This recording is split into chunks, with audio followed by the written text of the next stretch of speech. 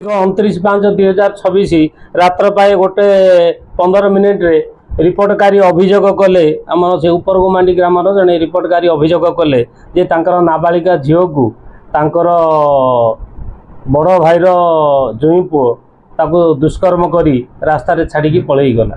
ए संक्रांत रे आमर Narayanpatna case number 40 under section 62 F 65(1) BNS read with section 4 and 6 POCSO act गोटे केस करागला।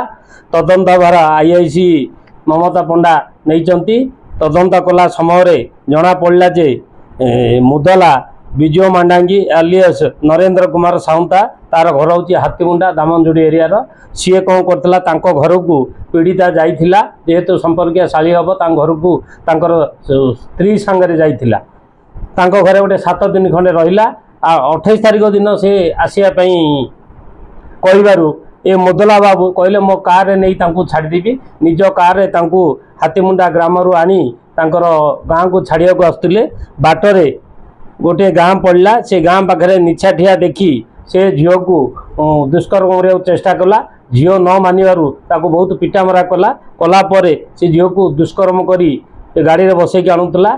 झील देखला बाटे लोक जावासिया कर तेणु तार टे साहस है गाड़ी जो स्लो है डोर खोली दौड़ी से गाड़ी ओह्ल पड़ा। ये बाबू घर को पलि गले से चली चली आसिक कांदिक बापा माँ को घटना विषय कहले कहला बापा माँ जानिले जेहेतु माड़ होता मेडिकल ट्रिटमेंट है बापा आसिक रिपोर्ट देले। रिपोर्ट देवापर आम केस करी मुदला को धरीचु जो व्यवहार होता कार को रखीचु गोटे मोबाइल जबत करूँ आम आरेस्ट करूँ।